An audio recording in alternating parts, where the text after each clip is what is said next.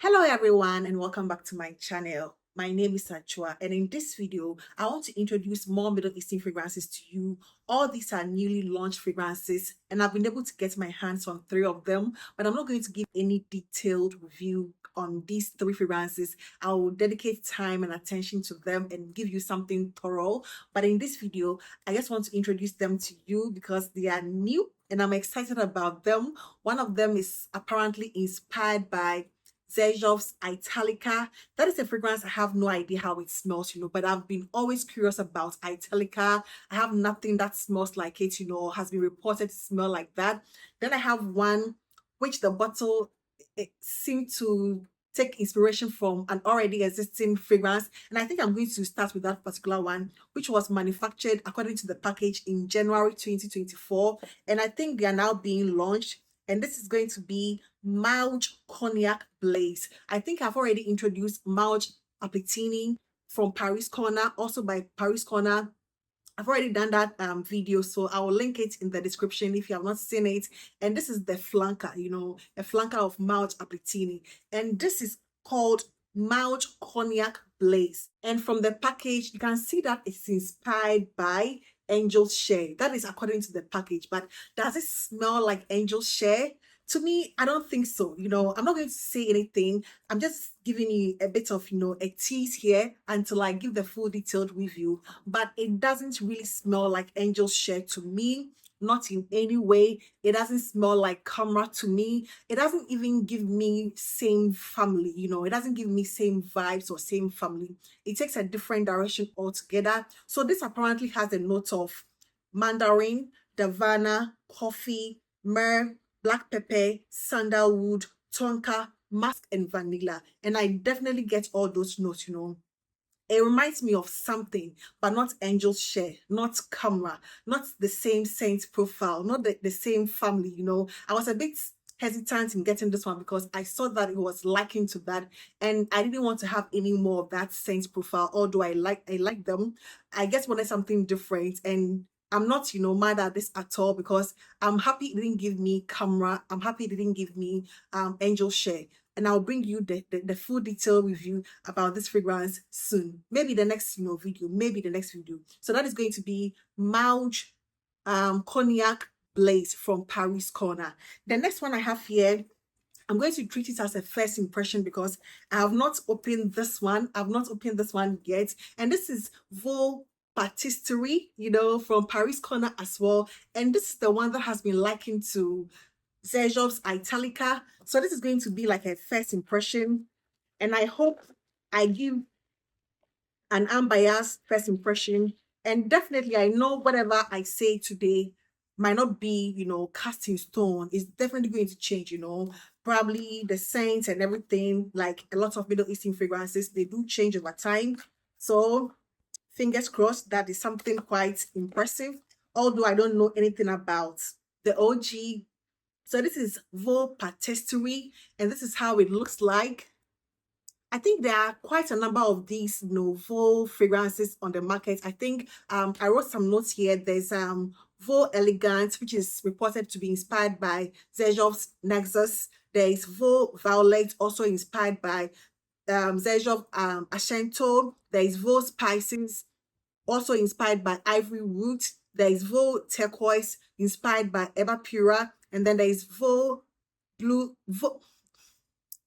and then there is Voux Oud, which is also inspired by Xerjoff's More Than Roots. And this is the latest flanker to the Voux line from Paris Corner, Voux Patesserie, inspired or reported to be inspired by Xerjoff's Italica. So this is the moment of truth.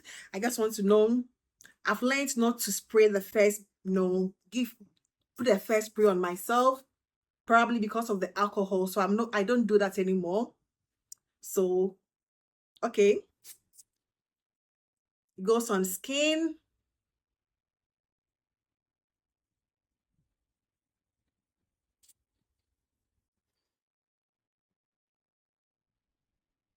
Okay. Okay. So this is reported to have these notes: sweet almond, warm milk, delicate spices, irresistible caramel, creamy vanilla, elegant sandalwood, and then sensual musk. That is the accord, structure for this fragrance. I definitely get that creamy, milky, almondy nuance. I don't know about Italica, but first impressions, I think I like this one. I like it. It's not like ultra sweet. It is gourmandish, creamy, almondy. I'm giving it away, and I don't want to do that. So I'll give a dedicated full or dedicated video to this, Voux Patesserie. To me, I think it is a good one, from the first one, the first spray I'm smelling, I like it, I like it. It's nothing harsh. It doesn't give me that intense alcohol opening, it didn't give me that. So that is a good sign. It's mild, like very cozy, comfy, almondy, milky. It's good. Yeah, it's good. So for Patesserie from Paris Corner, that's going to be the second one. I like this one. First impression, but I do like it. Then I'll move on to one that I picked up a few days ago. I think this one, the Mawj Cognac and the Voux Patesserie, I picked them up today. So I just need to give them more time, acquaint myself before I can say something about it. But here we have out as a Florence, hi Lialina, it's a tongue twisting name. Lialina from Ad as Florence, and this, according to the note structure, has lavender, mandarin, orange flower, moss, amber, musk, and then vanilla. There are two note structure for this that I am seeing, online. Others also have bergamot, vanilla, musk, cashmere, and then peony. And somehow I get elements of the two note structures, in this fragrance. It is a very feminine, light, creamy floral scent. It doesn't smell like anything that I have currently or have come across in the past, so that is a good place to begin this fragrance, from. So I'm also going to give my dedicated full review to this. I think this was launched somewhere December or January, but it's now hitting the market, and I got it because I like the bottle, the presentation, and everything. So watch out for Ad as a Florence Lialina. The rest of these fragrances I do not currently have, and I would like to at least try some of them. And the first one that's really piqued my interest is going to be from Ad as a Florence, and this is a nude. A nude. And what intrigued me about this fragrance, I'll put it here, that's very turquoise, pretty color. I like this, turquoise marine color. And what really intrigues me about this fragrance is that it has a note of cactus. And cactus is a fragrance, like a scent I love. I used to have this Bath and Body Works cactus, room spray, and it's my favorite, my favorite room spray of all time. The note of that cactus note is very beautiful. So this one has marine, neroli, cactus flower, jasmine, tuberose, magnolia, patchouli, amber, cashmere, and then brown sugar. It seemed like a very, floral forward fragrance with the jasmine, tuberose, magnolia, cactus flower. But I'm so intrigued by the cactus flower, per se. I hope that is the main dominant note, because I love cactus, the scent of that, especially that Bath and Body Works, room spray that I have. I think I'm almost done with that, particular room spray, but it's one of my best room sprays ever. So I'm intrigued by this particular one, a nude from Ad as Florence, and also the bottle is so pretty, so pretty. So I move on to the next batch, which are going to be from also from Ad as Florence, and this is going to be like a line, and this line gives me Penhaligon vibes because of the bottles. And I think this one has been on the market for quite some time, but nothing really is known about these fragrances. So I just want to throw some light on these fragrances. And the first one I will start with is going to be Al Gazelle. Al Gazelle. And this is going to be that transparent bottle with the amber juice, the Penhaligon, those portrait animal heads, as the lid. It's in the same sort of, Penhaligon-esque bottles. And this one has the notes of cloves, cypress, lavender, nutmeg, lemon, and bergamot at the top. It has geranium, cedar, cinnamon, and sandalwood, and then patchouli and musk at the base. And this fragrance, This fragrance is reported to be inspired by Nebras, or Billie Eilish, Nebras. But what is interesting about this fragrance, I got to try this fragrance and I actually like it. It's not like a love, I got to try this fragrance and it gives me a bit of that Nebras vibes, with a hint of lemon, like those sunlight lemon cake vibes, so it takes a slightly different direction, as opposed to Nebras per se. So if you love Nebras, you're going to love it. I'm not a huge fan of Nebras. This one is like in the family, but not exactly, because of that lemon, nuance it has. It takes a different direction, but it took inspiration from the Nebras sort of, Nebras, and then some sunlight, if you know the original Unilever sunlight, that dishwasher smell. It gives me a similar nuance, so that is going to be Al Gazelle from Art as a Foran.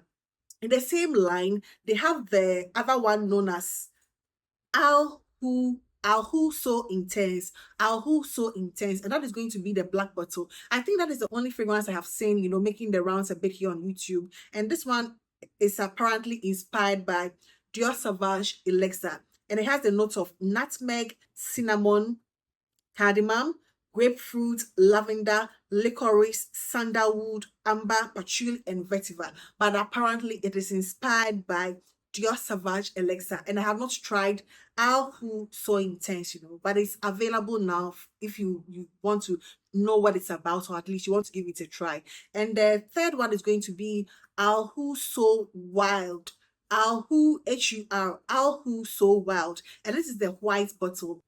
And this one has the notes of apple, ginger, bergamot, sage, cypress, geranium, amberwood, tonka, cedar, and then vetiver. It gives me masculine vibes, with the note structure, but the bottle is white, so I don't know. I have not tried it. I don't know nothing about it. There is nothing as to what it is inspired by, so I'll not be able to tell. But that is Al Who So Wild. And I think there is a fourth bottle in that line. I wasn't able to get any sort of information. I think I've seen that. I've seen the fourth bottle, but I've not been able to get any information about it. So if I'm able to do so in the near future, why not? I'll bring it here on this channel. So I move on to the seventh or the eighth fragrance here. And this is going to come from French Avenue. And the reason why I wanted to even speak about these two fragrances, they're also flankers, is the price. The price for these fragrances that I've seen online as a Middle Eastern Fragrance World, FA Paris, French Avenue, it's like a bit ridiculous for me. It's being priced around $265, and that is one of the reasons why I guess wanted to bring these fragrances to your attention. I'm wondering what exactly they smell like, but for now, they've not been likened to any other fragrance. They are not dupes per se, So the first one is going to be Al Kama Nuit. Al Kama Nuit. And this is apparently a woody leather scent. So it has a little write up, when you look up the fragrance, it says a mix of saffron with a touch of floral sweetness from jasmine and rose, deepened by a woody and slightly smoky scent from ouds, tobacco, and patchouli. And it's supposedly a woody, leathery scent. It sort of links masculine per the note structure and the description. And the notes for this fragrance are saffron, Egyptian jasmine, rose essence, oud oil, tobacco, patchouli, and then tonka bean, So if you are interested, it's the bottle. No, it's the bottle for me, as people will say. The bottle is so elegant, and I think it was the whole fragrance was done to commemorate Eid, because it has this moon shape, as the lid, very elegant looking Middle Eastern style. And this is Al Kama Nuit. Then it has another flanker, which is going to be the transparent bottle with the amber juice, and this is the OG Al Kama. And this also has a write-up, and the write-up says this is a mixture of warm spices and sweet caramel layered over a woody base of vanilla and amber, creating a cozy and enticing aroma. And this is also reportedly a woody oriental scent, and it has the notes of caramel, akigala wood, cashmere, vanilla, amber, clove, and then saffron. So probably more feminine leaning as compared to the Alcama Nui, which is like the black bottle, you know. So these are all in the $265 range. I think they smell special, you know, for a Middle Eastern house. Probably they are niching out, you know, to be like one of those, you know, it happens. Sometimes some of these fragrances would have like the more affordable lines and then the upscale ones. So I believe this is like the upscale one, you know. But just if you are interested and you want to treat yourself to something a bit special, then look out for Alcama Nui and then Alcama OG from Fragrance World or FA Paris, you know, French Avenue. They are all the same. So those are the 8 fragrances. I think the other ones I'll reserve them for my next, you know, batch. So I'll just stop here and at least let you simmer these 8 fragrances. The 3 that I've already introduced on this channel: Italica, Inspiration. I like it. I like it. You know, soft, gentle. And it's not like in your face. It's gourmand, but not like sweet. It's creamy, nutty, almondy. I'll bring you all the details, all the details. So stay tuned for this. And I hope this video found you well. Please do not forget to give this video a thumbs up. And I hope to see you in my next one. Take care. Bye-bye.